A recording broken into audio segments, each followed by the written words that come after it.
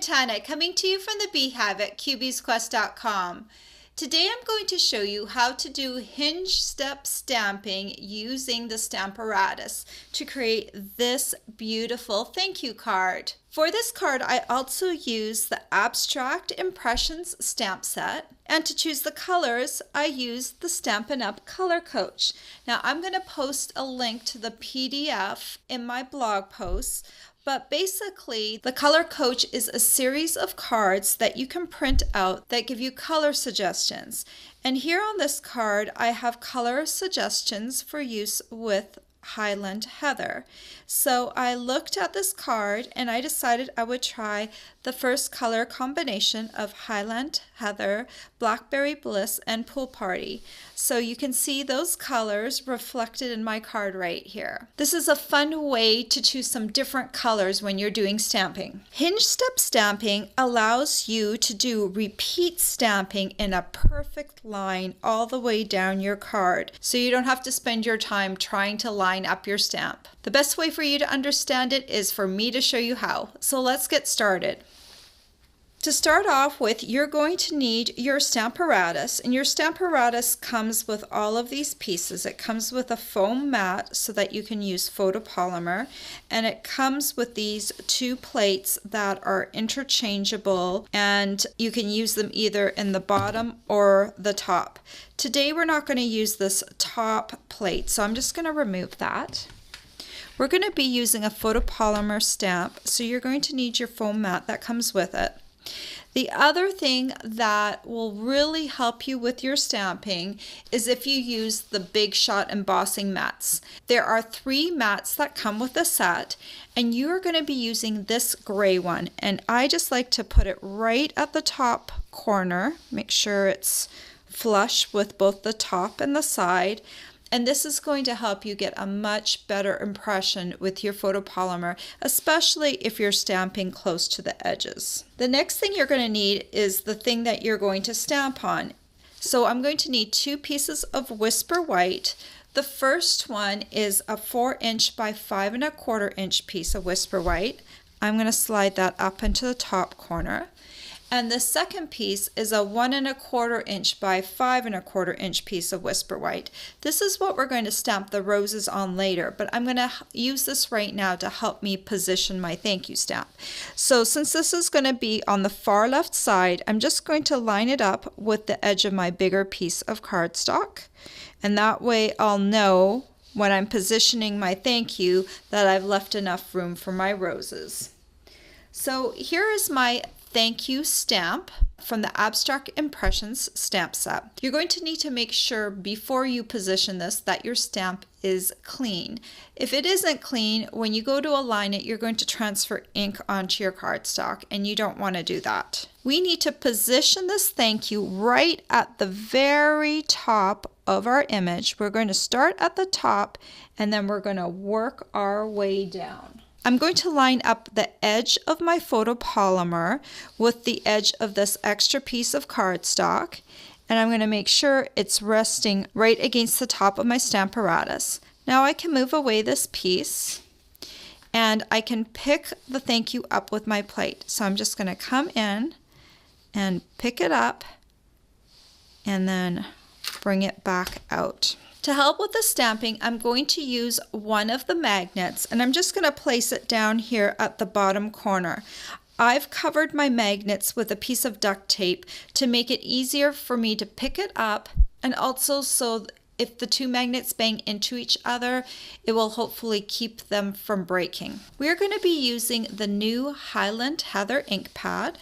So you just open the ink pad like a compact. And then to slide it all the way through, I like to put it on my surface with the end facing down and then just push down so it slides along the hinge. Then I'm going to use the ink pad and tap it over my thank you. And then I'm going to put it down and smooth along the thank you for my first stamp. And that's stamped really nicely. Then I'm going to lift this up and I'm going to pull it down 1 hinge So that's the first hinge step. I'm going to ink it up again. And I'm going to stamp it again. So you notice right now I am leaving a gap, so I'm going to have to come back and fill this. This particular stamp is about 1/2 inch tall, so it's perfect for using this method with. You could also use it if your stamp's about 1 inch tall, and that will work really well too. So then I'm coming in and stamping.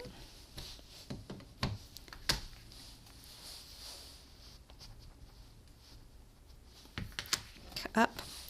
And so I'm going to come all the way down to the bottom.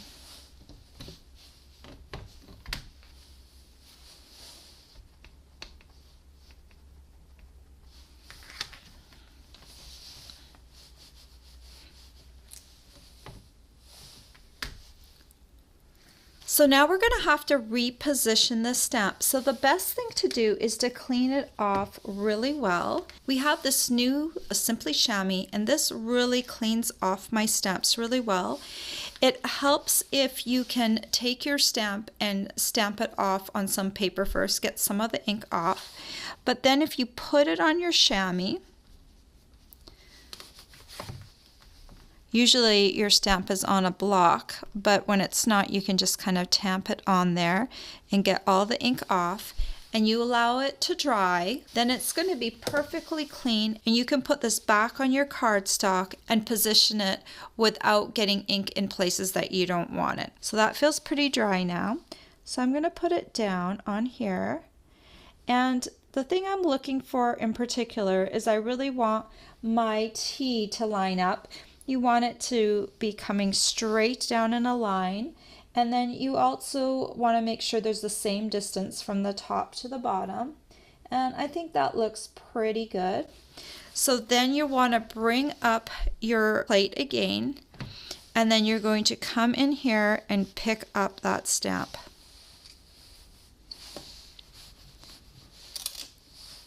Like that.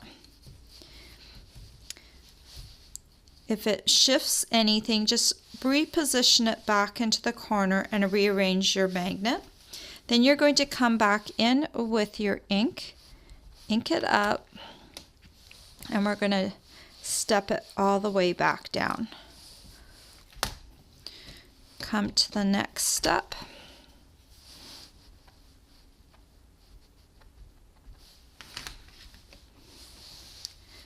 Ink it up.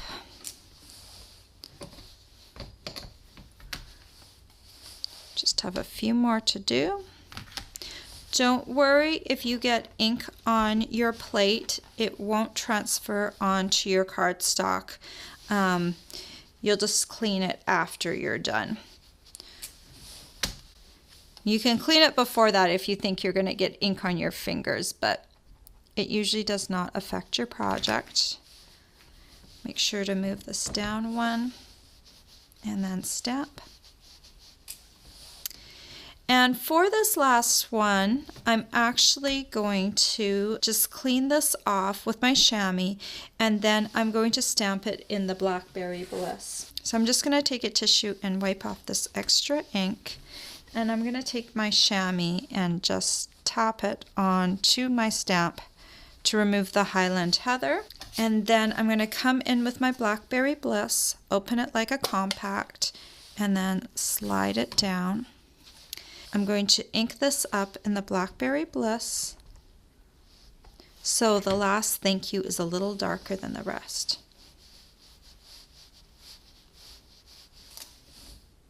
Okay, and notice that time it didn't do a good job inking that. Might be because the magnet is kind of right in the way and it's allowing it to come down, or actually I kind of see that the ink just didn't transfer well. So let me just roll over this one more time.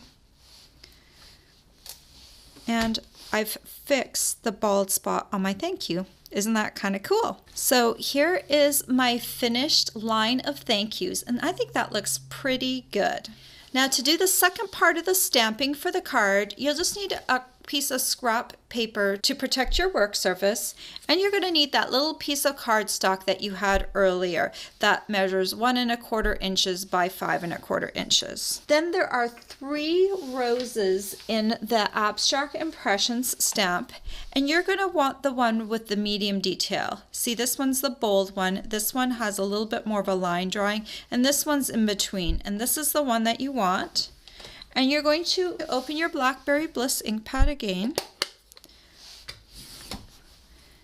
And we're going to stamp this randomly on the strip. So start off at the top, and you're just going to bring the rows down. You're going to want to stamp them fairly close together, so that there's not a lot of white space in between. It just creates this really pretty rose effect. It's almost like we're stamping our own paper. And there's a little spot up at the top that I want to hit. I'm just going to move this piece of cardstock over to a different part of my paper so you can see what I'm doing better. And I'm going to take my Highland Heather Ink Pad, open it up, and I'm going to use a sponge dauber that I've only used in Highland Heather, ink this up, and I'm going to start at the center of each rose and work my way out. Just kind of darkening the rose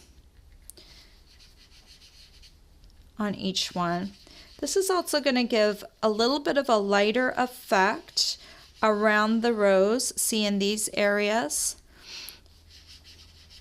So it will help distinguish each rose from each other.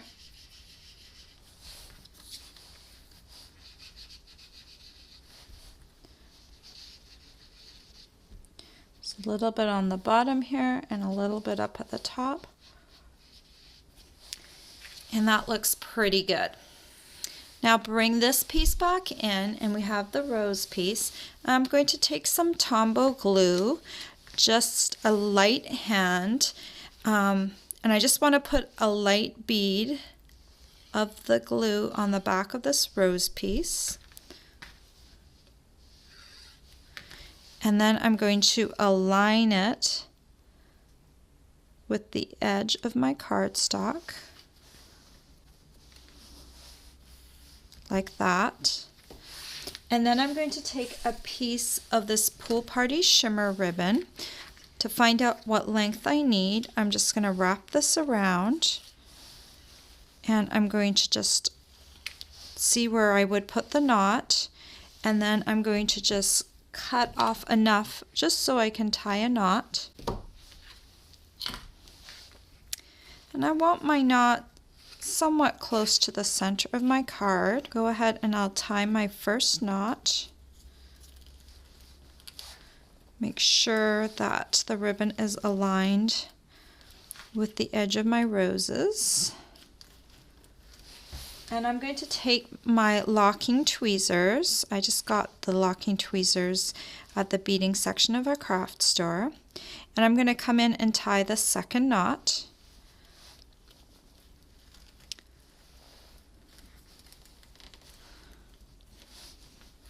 And then just tighten it. Then I'm going to come in with my scissors and just angle cut the ribbon to finish off the ends. If you want the knot to stick down right along the edge, you can take a mini glue dot and your paper piercing tool. I'm just going to remove one of the mini glue dots, and I'm going to stick it on the edge of the cardstock right where the knot comes down, and then I can position my knot right over that edge right there, and that way it will cover up the edge really nicely. Now the last thing we need for our card is a card base. So I'm using Pool Party here, and my card base is a half sheet of cardstock. It's cut to 11 inches by 4¼ inches, and I've scored it in half at the 5½ inch mark. I'm going to take some Tombow again, just a very light beading of Tombow.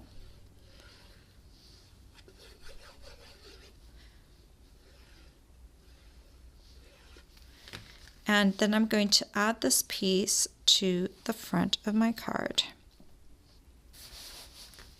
And there you go, a really pretty card with a different color combination than I've used in the past. I love the new color, Highland Heather, and I think that Hinge Step Stamping works perfectly for this type of card. All the supplies you'll need to make this beautiful card are available for purchase on my blog. I hope you've enjoyed this tutorial. Bye for now. If you like this tutorial, be sure to check out all the free with purchase tutorials available on my blog. The Hershey's Frog is just one of the exclusive tutorials that you can choose free with a minimum purchase in my Stampin' Up! Store. Hi, it's Brenda again. Before you go, don't forget to subscribe to my YouTube channel. You can also visit my blog for more information on my projects and to learn about my rewards program, or just watch another one of my videos. Thanks for watching.